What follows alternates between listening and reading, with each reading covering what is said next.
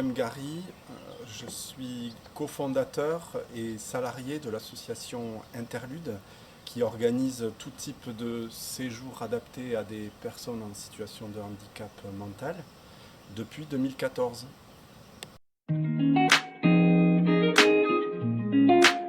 Donc Interlude, on a débuté en 2014 suite à bon, j'étais salarié, j'étais animateur dans une association qui s'appelait Point d'appui à l'époque, bon, dont j'aimais le projet, et pour des raisons XY, cet assaut s'est arrêté en 2013 et donc j'ai voulu prendre la suite, j'ai voulu reprendre le projet de Point d'appui donc, qui faisait de l'accueil de personnes en situation de handicap mental. Mais en petit groupe, il y avait vraiment une volonté de faire quelque chose à taille humaine. Et donc j'ai voulu absolument garder cette idée-là pour Interlude qui a donc débuté ensuite en 2014. Je voyais bien qu'il y avait un besoin des personnes et des familles aussi, des aidants, Bien sûr. pour faire faire partir les personnes dans des lieux de vacances, en week-end, enfin, etc. quoi. Il y avait une étape qui était assez cruciale, c'était la consolidation qu'on avait. On avait le projet, on savait ce qu'il fallait faire, on savait quel était le besoin des personnes et des familles. Donc on a commencé, on a mis en place le projet, mais on avait besoin de le consolider, d'être rassuré dans nos actes, dans nos méthodes aussi, dans nos théories. Donc dernièrement aussi, l'association a fait l'acquisition d'un lieu d'accueil, donc de vacances. Et donc l'association a acheté ce lieu-là en 2022.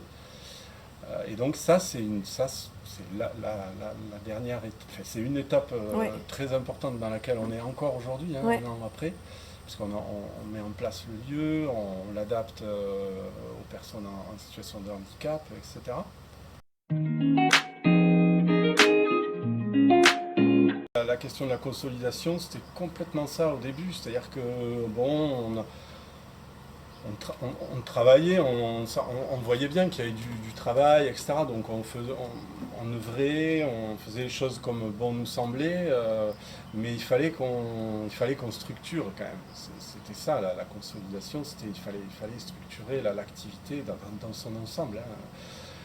Et donc on a fait un premier DLA pour ça, quoi. Et en fait, les DLA qu'on a fait, on en reparlera sûrement, je pense qu'il y a deux maîtres mots, il y a deux maîtres mots, c'est la consolidation du projet et la réflexion, un peu à la façon supervision.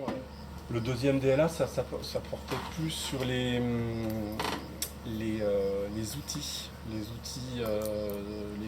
de comptabilité par exemple. Alors on avait pris connaissance d'un plan de trésorerie qu'on s'était approprié.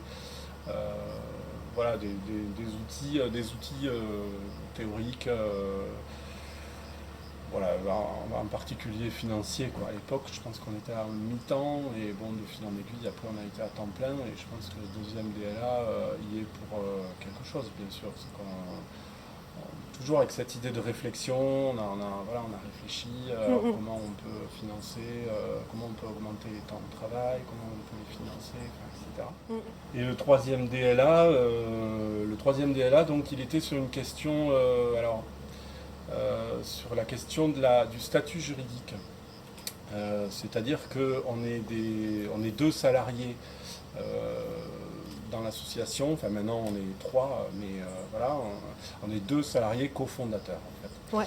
Et on s'est dit, le problème du système associatif qui est par ailleurs, dont il y a des grandes qualités, Mais on s'est dit que c'était pas très logique, c'est-à-dire qu'on était à la fois fondateur, à la fois donc directeur, responsable, enfin, etc., mais salarié. Donc dans le système associatif, on n'a pas, la dirigeance, on n'a pas la gouvernance quoi, du projet. Donc on a dit, bon, il faut essayer de creuser la question de la scope, quoi.